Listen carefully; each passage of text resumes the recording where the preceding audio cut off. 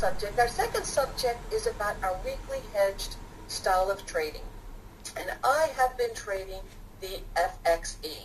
That's what I've been trading. It's the euro. And I haven't traded the FAS since they split. I think maybe I tried once or twice. And just the returns just are not really there for me. And the spread is kind of wide. I mean, I know some people are trading it, they're having success, and yeah, stay with it, go for it.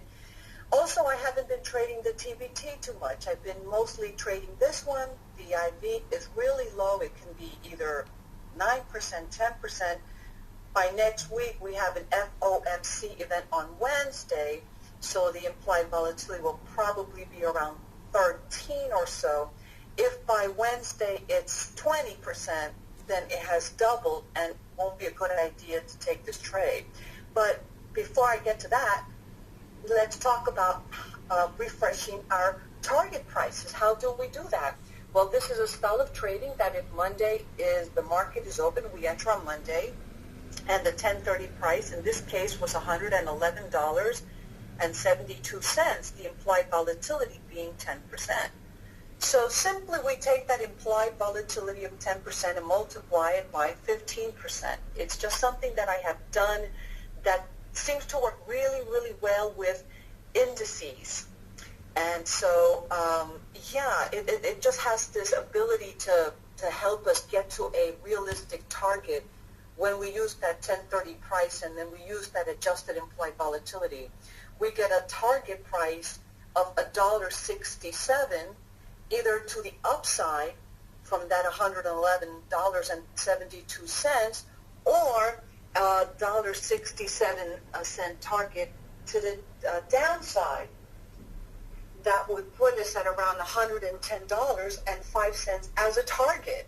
And so you can see that now I have to disclose I did not take this trade last week because I was traveling here, but entering the trade on Monday at 111.72, it was probably the 112 call and put.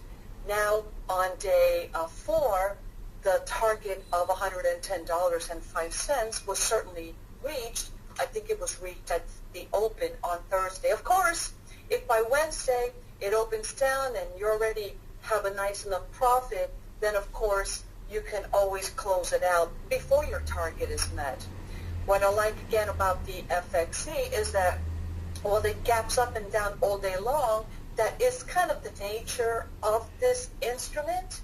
Whereas if the TBT gaps up and down, it's kind of not typical, and we need to be mindful that the gaps may represent something. It may represent that we can either stay in the trade and capture a profit, or we need to exit the trade because we may be soon seeing a fade.